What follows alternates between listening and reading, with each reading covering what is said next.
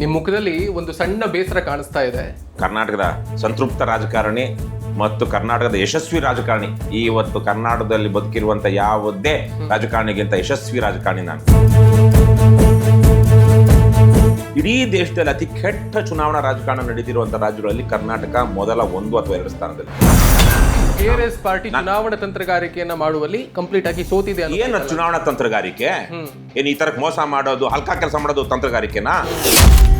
ಕಾವೇರಿ, ಮಹದಾಯಿ, ಆಮೇಲೆ ಮೇಕೆದಾಟು, ಈ ತರದ ನದಿ ವಿಷಯಗಳಿಗೆ ಸಂಬಂಧಪಟ್ಟ ಹಾಗೆ ಧ್ವನಿನೇ ಎತ್ತೋದಿಲ್ಲ. ನಾವೇನು ಅಂದ್ರೆ ಕಲ್ಲು ಹೊಡೆದಿಲ್ಲ.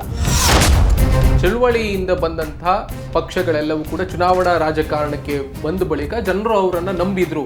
ಅಪ್ಪನ ಸಹಿಯನ್ನ ಮಗ ಮಾಡಿ ಅಪ್ಪನ ಜೈಲು ಕಳಿಸಿದಂತ ಮಗ ಇವತ್ತು ಬಿಜೆಪಿ ಪ್ರೆಸಿಡೆಂಟ್ ಆಗಿರೋದು. RTI ಕಾರ್ಯಕರ್ತರು, ಪತ್ರಕರ್ತರು ಮಾಡುವಂತ ಕೆಲಸವನ್ನ ಒಂದು ಚುನಾವಣಾ ರಾಜಕೀಯಕ್ಕೆ ಬಂದಂತ ಪತ್ರಕರ್ತರ ಕೆಲಸ ಅಲ್ಲವೇ ಅಲ್ಲ, ಸಾಕ ಅಂತ. ಪತ್ರಕರ್ತರ ಕೆಲಸವೇ ಅಲ್ಲ. ಕರ್ನಾಟಕದಲ್ಲಿ ಇಷ್ಟೊತ್ತಿಗೆ 16 ಜನ ಬಿಜೆಪಿ MLAಗಳು ಜೈಲಲ್ಲಿ ಇರಬೇಕಾಗಿತ್ತು. ಸಿದ್ದರಾಮಯ್ಯ, DK ಶಿವಕುಮಾರ್ ಇವರು ಕಾಪಾಡ್ಕೊಂಡು ಬಂದಿರೋದು. ಈ ಕಳ್ಳ ಇನ್ನೊಬ್ಬ ಸುಳ್ಳ ಅವರಿಬ್ಬರ ನಡುವೆ ನೀವು ಆಯ್ಕೆ ಕಾಣಿಸ್ತಾ ಇಲ್ಲ ಜನ. ಹೌದು, ಇವತ್ತು MLA ಆಗ್ತಿರೋ ಪೋಖ್ರಿ, ಪುಂಡ್ರು, ಬದ್ಮಾಶ್ಗಳು ಇವತ್ತು ನಮ್ಮ MLAಗಳು ಆಗ್ತಾ ಇದ್ದಾರೆ. ಇಡೀ ದೇಶದಾದ್ಯಂತ ಬಹಳ ದೊಡ್ಡ ಚರ್ಚೆಯಲ್ಲಿರೋದು ರಾಮ ಮಂದಿರದ ದೇಣಿಗೆ ಕಳ್ಳತನದ ವಿಷಯ. ಅದ್ರ ಬಗ್ಗೆ ನಿಮ್ಮ ಧ್ವನಿಯೇ ಕಾಣಿಸ್ತಾ ಇಲ್ಲ, ಕೇಳಿಸ್ತಾನೆ ಇಲ್ಲ. ನೀವು ಸ್ವಲ್ಪ ಬಿಜೆಪಿ ಪರ, ಕಾಂಗ್ರೆಸ್ ವಿರುದ್ಧ ಅಂತ ಅನ್ಸಲ್ವ ಜನರಿಗೆ? ಅಂತ ಅನ್ಸಲ್ವಾ ಅಂತ ಅಲ್ಲ, ತಮಾಷೆ ಅಲ್ಲ ಇದು.